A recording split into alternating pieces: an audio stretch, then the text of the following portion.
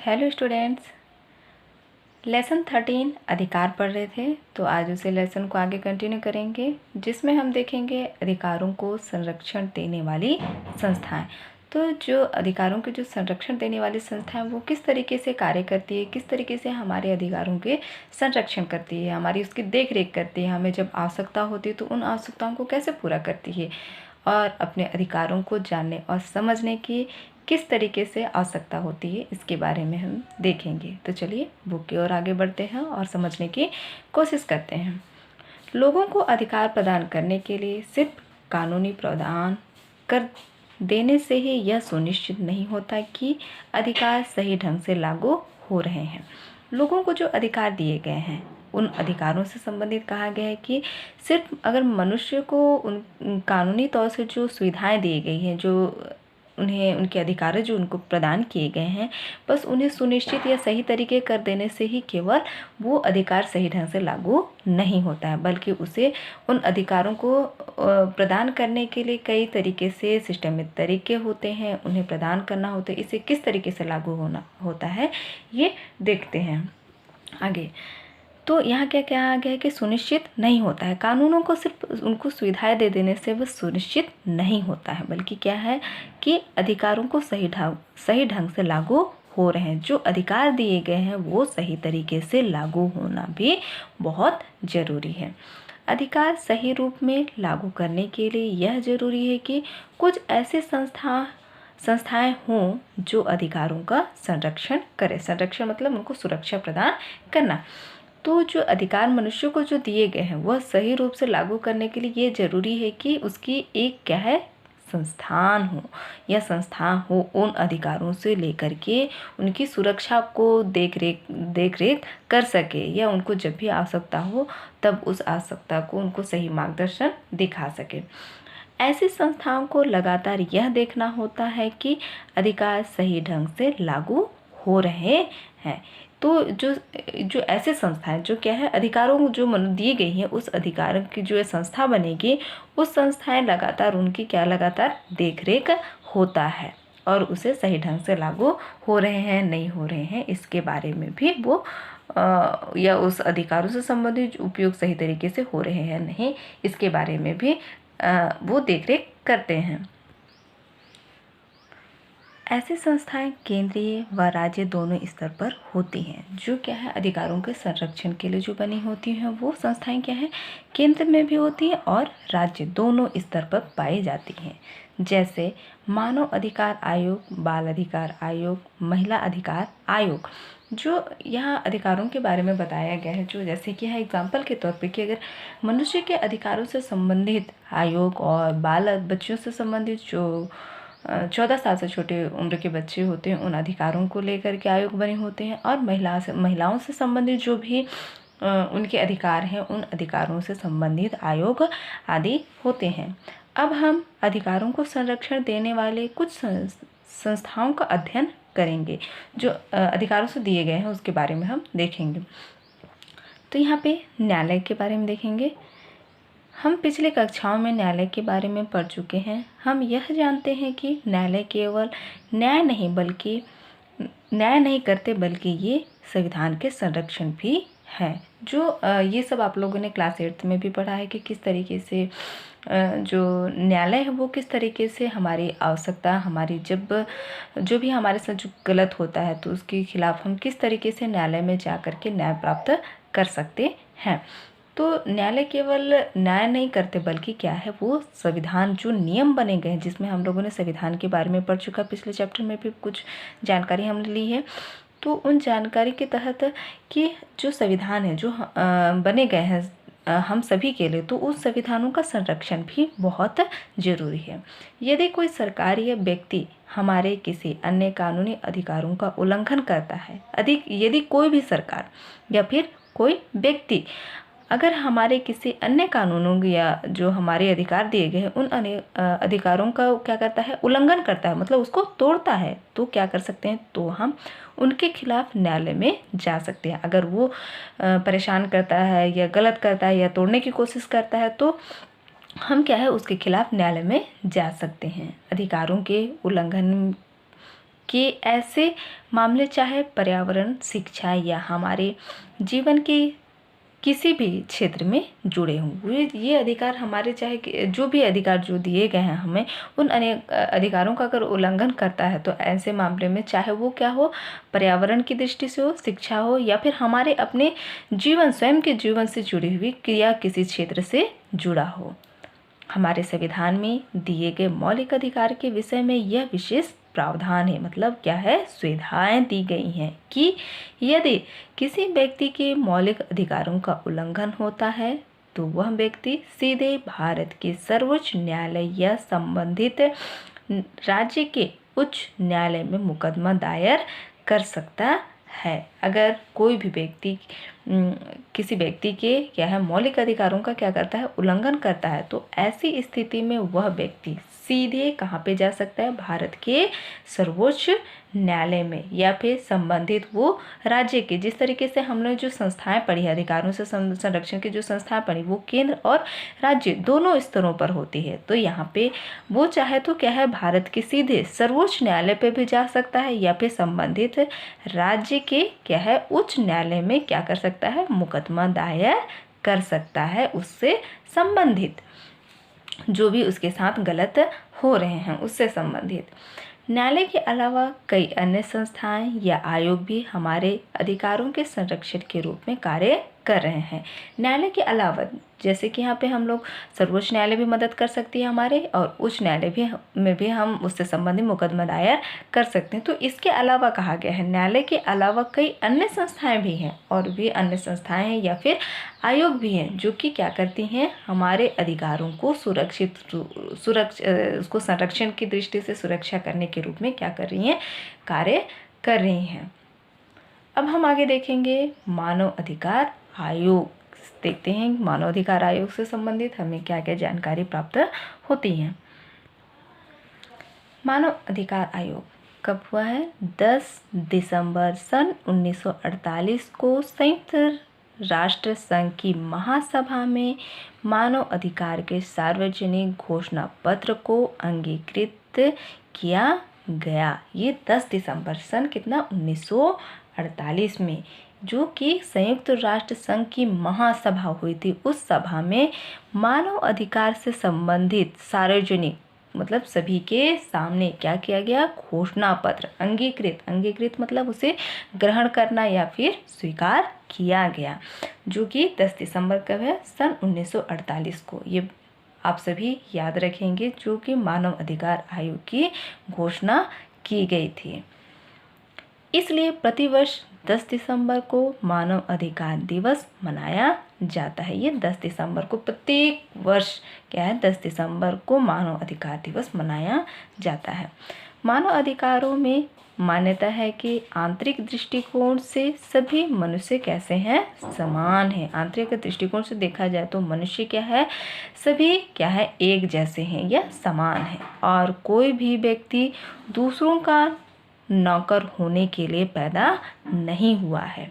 ये यहाँ पे स्पष्ट रूप से कहा गया है कि कोई भी व्यक्ति दूसरे का नौकर होने के लिए पैदा नहीं हुआ है। इस विचार का प्रयोग नस्ल, जाति, धर्म और लिंग पर आधारित मौजूदा असमानताओं को चुनौती देने के लिए किया जा रहा है कि किसी भी व्यक्ति के साथ न तो उसके नस्ल पर, ना उसकी जाति पर, ना धर्म पर, ना ही लिंग के आधार पर उसके साथ क्या है, किसी भी तरीके से उसे परेशान नहीं करने के लिए, और साथ ही वो मनुष्य को मनुष्यता के दृष्टिकोण से ही देखिए, क्योंकि सभी व्यक्ति कैसे हैं, समान हैं। सभी आधुनिक लोकतांत्रिक देशों में विभिन्न संरचनाएं स्थापित की गई हैं जो अधिकारों के संरक्षण के लिए कुछ नियम बनाती हैं। तो जो आधुनिक जो लोकतांत्रिक है, लोगों के द्वारा तंत्र जो शासन प्रणाली है वो क्या है, देश में क्या चाहती है, विभिन्न संरचनाएं क्या की हैं, स्थापित की गई हैं, जिससे क्या हो सके, अधिकारों के संरक्षण के लिए भी कुछ क्या है नियम बनाए गए हैं, ताकि उन नियमों को तोड़ करके किसी भी व्यक्ति के मानव अधिकारों को या फिर उसे परेशान करने की या तमाम जितने भी हैं जो मनुष्य को नुकसान पहुंचाती है, उसको हानि पहुंचाती है या आंतरिक दृष्टिकोण से उसे परेशान कर दिया जाता है, तो उस दृष्टिकोण से उसका संरक्षण हो सके, वो अपने लिए आवाज़ उठा सके अपने अधिकारों से संबंधित क्या है, जो कि अधिकारों के संरक्षण के लिए क्या बनाती है नियम, और लोगों को जागरूक करने का कार्य करती है, ताकि लोग क्या कर सकें, जाग सकें अपने अधिकारों के प्रति। तो ये क्या करती है, लोगों को जागरूक करने का क्या कार्य करती है, नियम भी बनाती है, और साथ ही लोगों को ये भी बतलाई जाती है कि आपको अपने अधिकारों के बारे में जानना बहुत ज़रूरी है। इस घोषणा पत्र में मनुष्य की सभी बुनियादी आवश्यकताओं तथा लोकतंत्र के मुख्य बिंदुओं जैसे स्वतंत्रता, समानता, न्याय तथा व्यक्तिगत गरिमा आदि को स्वीकार करते हुए कई अधिकार शामिल किए गए हैं। यहाँ पे जो मनुष्य जो घोषणा पत्र की गई मानव अधिकार आयोग में जो सार्वजनिक तौर से, तो उस घोषणा पत्र में मनुष्य की जो भी आवश्यकताएं चीज़ हैं बेसिकली या कहें जिसको बुनियादी तौर से जो आवश्यकताएं हैं, उस आवश्यकताओं को देखते हुए और लोकतंत्र के मुख्य बिंदुओं पर भी ये देखा गया है कि किस तरीके से मनुष्य को क्या मिलनी चाहिए, स्वतंत्रता, समानता, न्याय, उसके साथ सही तरीके से न्याय हो तथा व्यक्ति को अपनी गरिमा प्राप्त करने का, इस तरीके की सारी और भी सारी चीज़ें जिससे मनुष्य अपनी गरिमा को बनाए रखे या उसको समान दृष्टिकोण से उसके साथ स्वीकार हो सके। तो ऐसे कई अधिकार भी उसके अंदर इन अधिकारों के अंतर्गत शामिल किए गए हैं। इन अधिकारों को सही ढंग से लागू करवाने तथा मानव अधिकारों के उल्लंघन को रोकने के लिए सभी देशों में मानव अधिकार आयोग का गठन किया गया। तो ये इन अधिकारों को, जो अधिकार हम लोग यहाँ पे पढ़ रहे हैं, जो मनुष्य को दिए गए हैं, मानव को दिए गए हैं, तो उन अधिकारों को सही ढंग से लागू करवाने, वो सही तरीके से किस तरीके से कार्य करे, इसे लागू करवाने के लिए तथा मानव अधिकारों के उसके उल्लंघन को रोकने के लिए, ताकि कोई भी व्यक्ति उनके मानव अधिकारों के उल्लंघन को ना तोड़ पाए, इसके लिए क्या है सभी देशों में क्या किया गया है, मानव अधिकार आयोग का गठन किया गया, ताकि किसी के साथ या इन अधिकारों का उल्लंघन ना किया जा सके। भारत में सन 1993 में कानून द्वारा एक स्वतंत्र राष्ट्रीय मानवाधिकार आयोग गठित किया गया है। ये भारत में, जिस तरीके से हमने ऊपर वाली लाइन में पढ़ा है कि जो मानव अधिकार आयोग का गठन किया है, सभी देशों में मानव अधिकार आयोग का गठन किया गया है। तो सन 1993 में कानून द्वारा क्या है, स्वतंत्र राष्ट्रीय मानव अधिकार आयोग का गठन किया गया। ये भारत के बारे में बताया गया। आयोग में सेवानिवृत्त, जो सेवा से मुक्त हो चुके हैं, न्यायाधीश नियुक्त किए जाते हैं, या आयोग स्वयं किसी को दंड नहीं दे सकता है। जो आयोग है वो क्या है, स्वयं जो भी गलत हो रहे हैं वो स्वयं उसको दंड नहीं दे सकता है। आयोग मानवाधिकार के उल्लंघन के किसी मामले में स्वतंत्र और विश्वसनीय जांच करता है। जो आयोग है वो क्या करता है, मानवाधिकार आयोग के उल्लंघन के किसी भी मामले, अगर कोई उल्लंघन करता है तो संबंधित मामले, मतलब जो संबंधित उससे संबंधित जो भी हुए हैं, उसमें क्या है, स्वतंत्र और विश्वसनीय, खुले तौर से और विश्वासपूर्वक उसकी क्या करता है, जांच करता है। या उन मामलों की भी जांच करता है जहां ऐसे उल्लंघन में या इन्हें रोकने में सरकारी अधिकारियों पर अपेक्षा बरतने का आरोप हो। मतलब उन मामलों को भी वो जांच करने की पूरी कोशिश करता है, जांच करता है जहां पे ऐसे उल्लंघन में या फिर जो तोड़ने की कोशिश की जा रही है उस दृष्टिकोण में, या फिर क्या है, इन मामलों को रोकने में अगर सरकारी अधिकारी अगर क्या करना, अपेक्षा बरतने का उस पर आरोप हो। किसी न्यायालय की तरह यह चश्मदीद गवाहों को समन भेजकर बुला सकता है। जैसे कि यहाँ पे समन का अर्थ बताया गया कि न्यायालय द्वारा किसी व्यक्ति को न्यायालय में उपस्थित होने के लिए जारी किया गया आदेश क्या कहलाता है? समन कहलाता है। तो यहाँ हम लोग देख रहे हैं क्या कि किसी न्यायालय की तरह यह चश्मदीद गवाह मतलब अगर किसी के साथ जो भी घटना घटित हो रही है तो वहाँ प्रत्यक्ष रूप से जो देखा हो, सुना हो या जो भी घटित घटनाओं को जान रहे हो तो उससे संबंधित क्या होने हैं? गवाहों को समन का अर्थ जैसे हम लोगों ने यहाँ देखा कि न्यायालय द्वारा किसी व्यक्ति को न्यायालय में उपस्थित होने के लिए जारी किया गया आदेश, मतलब उसे न्यायालय में उपस्थित होना होगा। तो समन भेजकर उसे क्या कर सकता है? बुला सकता है। किसी सरकारी अधिकारी से क्या कर सकता है? पूछताछ भी कर सकता है और सरकारी दस्तावेज की मांग कर सकता है। दस्तावेज मतलब जो जानकारी है वो, तो सरकारी दस्तावेजों की भी वो मांग कर सकता है। अब आगे देखते हैं, आयोग किसी कारागाह में जाकर जांच कर सकता है या घटना स्थल पर अपनी जांच टीम भेज सकता है। अगर आयोग चाहे तो अगर मतलब ये सारी चीज़ें अगर उसे एकत्रित करने की आवश्यकता पड़ गई तो वो क्या कर सकता है? तो वो किसी भी कारगर जगह में जहाँ हुए हो वहाँ पे वो जा कर के उसे जांच भी कर सकता है या फिर जहाँ घटित हुई घटना स्थल पर भी अपनी जो टीम है जांच टीम उसे भी वो भेज सकता है। मानवाधिकार आयोग में सामाजिक बहिष्कार, घरेलू हिंसा, बच्चों को प्रताड़ित करने संबंधित शिकायत, बाल विवाह, दहेज प्रताड़ना, जेलों में होने वाले अत्याचार, बाल श्रम, बंधुआ मजदूर, प्रदूषण, राजस्व, मानवदेह व्यापार आदि प्रकरण शामिल है। तो इसके अंतर्गत बताया गया है कि मानव अधिकार में क्या है?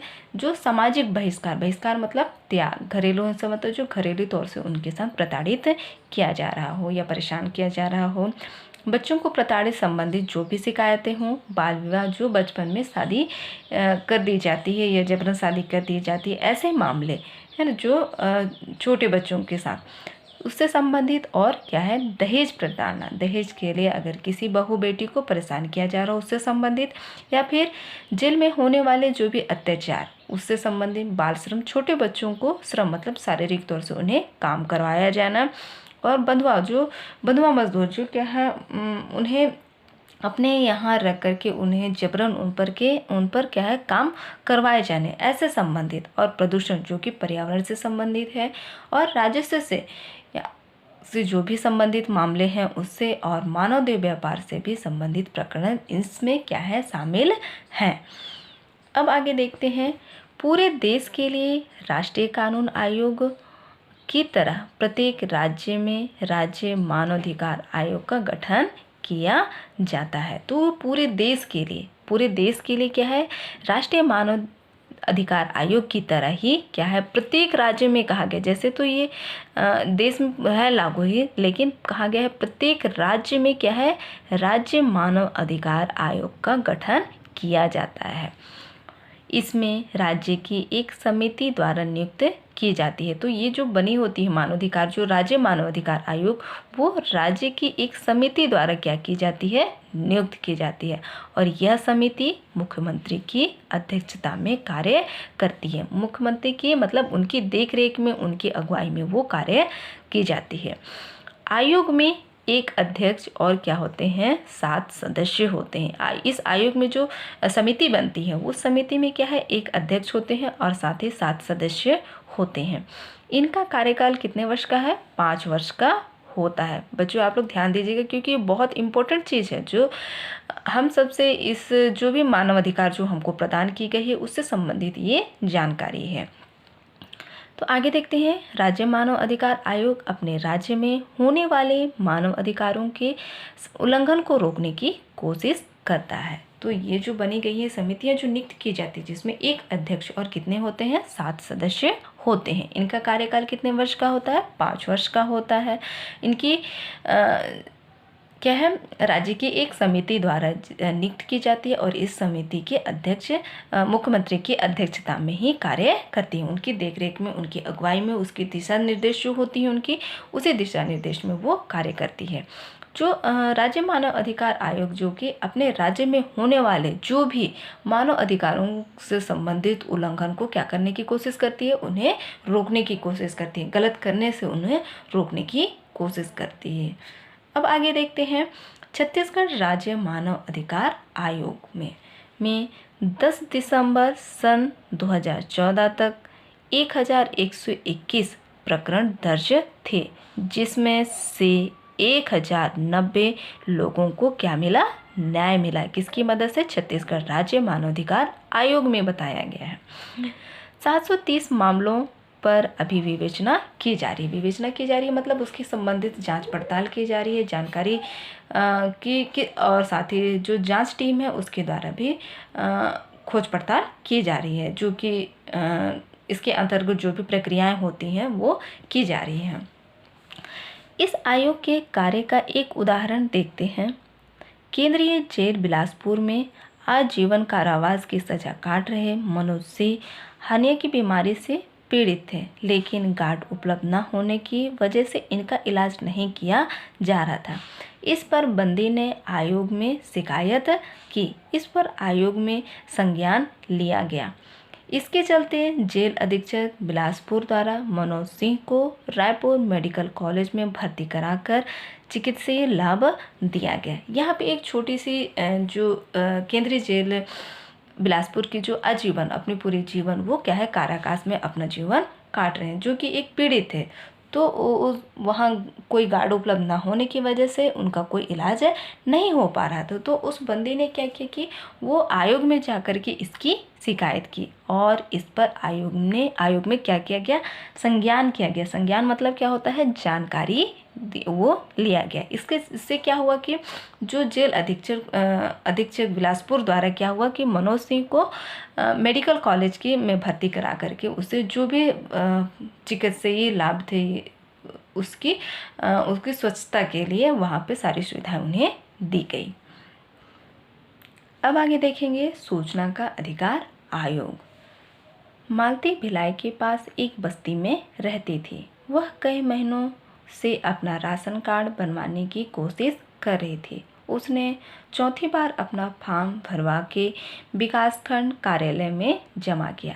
यहाँ एक क्या कहना चाहिए, छोटी सी इसे समझने के लिए एक छोटी सी किस्से के द्वारा यहाँ बतलाया गया कि मनुष्य को अपने सूचना अधिकार आयोग द्वारा वो किस तरीके से अपनी जो आवश्यकताएं ज़रूरतें हैं उसे कैसे मांग कर सकते, उसकी एक छोटी सी प्रक्रिया बताई गई है।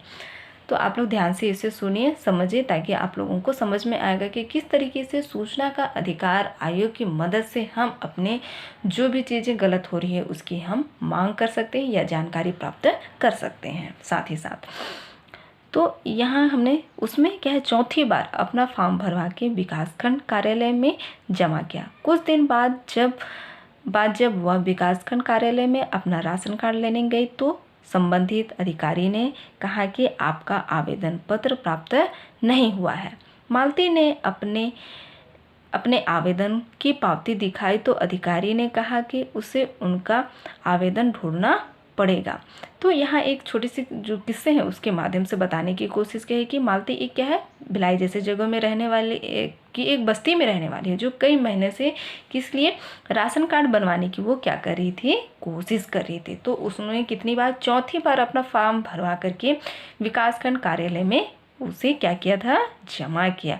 और कुछ दिन के बाद क्या है, विकासखंड जो कार्यालय है वो अपना राशन कार्ड लेने गई। तो जो वहाँ के जो संबंधित है उससे संबंधित जो अधिकारी ने उससे कहा कि इससे संबंधित हमें कोई भी आवेदन प्राप्त नहीं हुए। तो इस स्थिति में मालती ने क्या किया, जब उन्होंने आवेदन जमा किया तो उन्हें एक पावती दिखाई। तो जब दिखाई तो उन्होंने कहा कि वो ढूंढना पड़ेगा, ये कहते हैं। अब आगे देखते हैं कि मालती उनके इस उत्तर से बहुत उदास और परेशान हुई। वह अपने घर जा रही थी तो रास्ते में उसे अपने पड़ोसी में रहने वाला एक लड़का रमेश मिला। रमेश ने उसे परेशान देखकर पूछा, क्या बात है, आप इतनी दुखी क्यों हैं? मालती ने बताया वह 4 बार राशन कार्ड के लिए फॉर्म भरकर आवेदन दे चुकी है, लेकिन विकासखंड कार्यालय में एक बार विकासखंड कार्यालय में हर बार आवेदन क्या हो गया, गुम हो जाता है। तो वो क्या है, उसके राशन कार्ड प्राप्त नहीं होने की वजह से उन्होंने आवेदन प्राप्त किया। उन्हें 4 बार तक आवेदन देने के बावजूद भी उसे क्या है, राशन कार्ड नहीं मिला। तो वो इस स्थिति में क्या हो जाती है, परेशान हो जाती है और कार्यालय के पास वो विकासखंड कार्यालय में वो बार बार अपना गुम हो जाती है। स्थिति को लेकर के वो काफ़ी परेशान हो जाती है। आगे देखते हैं। रमेश ने कहा, आप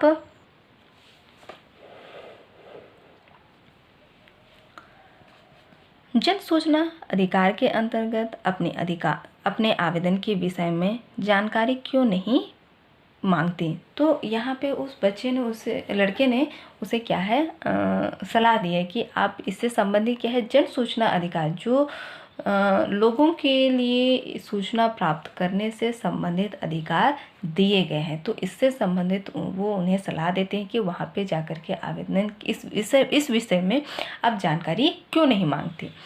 रमेश ने मालती को बताया, सन 2005 में बने एक कानून के अनुसार हम किसी भी कार्यालय से कोई भी जानकारी एक फॉर्म भरकर निश्चित राशि जमा करके ले सकते हैं। तो ये 2005 में एक कानून बनाया जिसमें क्या है कि हम किसी भी कार्यालय के कोई भी जानकारी एक फॉर्म भर करके क्या कर सकते हैं, निश्चित राशि जमा, वहाँ एक राशि जमा करनी होती है जो है, उस राशि को जमा करके हम प्राप्त कर सकते हैं। इस कानून को सूचना का अधिकार कहते हैं। मतलब जानकारी प्राप्त करने के लिए भी अधिकार दिए गए हैं लोगों को। मालती ने कहा, बेटा मुझे इस कानून के बारे में कुछ पता नहीं है। रमेश ने कहा, चाची आप चिंता मत कीजिए, मैं कल सूचना के अधिकार का प्रपत्र लाऊंगा। मतलब एक सैंपल या फिर एक जो सूचना के अधिकार का वो पत्र लेके आने के लिए कहते हैं।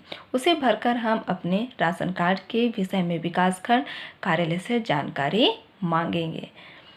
अगले दिन मालती ने रमेश की सहायता से सूचना अधिकार अधिनियम के अंतर्गत विकासखंड कार्यालय में अपने राशन कार्ड की स्थिति की जानकारी मांगी। तो उन्होंने क्या है, एक फॉर्म भर के मालती ने क्या किया कि वो कहना चाहिए वहाँ कि उसकी सहायता से जन सूचना अधिकार अधिनियम के अंतर्गत जो अपने अधिकारों से संबंधित जो भी सूचना प्राप्त करने चाहते हैं उससे संबंधित अधिकार जो दिए गए हैं उसके अंतर्गत उन्होंने विकासखंड कार्यालय में क्या किया, राशन कार्ड से संबंधित जो भी जानकारी है उसकी उन्होंने मांग की। लगभग 20 दिन के बाद उन्होंने मालती के घर एक क्या आया, पत्र आया जिसमें बताया गया राशन कार्ड बनकर के क्या है, तैयार है। वह संबंधित अधिकारी से पावती देकर राशन कार्ड ले सकती है। तो यहाँ हमने क्या देखा कि किस तरीके से जो जन सूचना अधिकार अधिनियम है उसके तहत हम अपने जो भी जानकारी है वो हम कार्यालय में जा कर के हम प्राप्त कर सकते हैं। तो बच्चों आप लोगों को यहाँ तक समझ में आ गया है। तो स्टूडेंट्स आज के लिए हम यहीं तक पढ़ेंगे। आप लोगों के लिए होमवर्क है क्वेश्चन नंबर 1, महिला आयोग कौन कौन से कार्य करता है। क्वेश्चन नंबर 2, बाल संरक्षण अधिकार आयोग के गठन का क्या उद्देश्य है। क्वेश्चन नंबर 3, अमेरिका में श्वेतों द्वारा अश्वेतों के साथ भेदभाव किए जाने का मुख्य कारण क्या रहा होगा। ये आप लोगों के लिए होमवर्क है। आज के लिए यहीं तक। Thank you students, take care.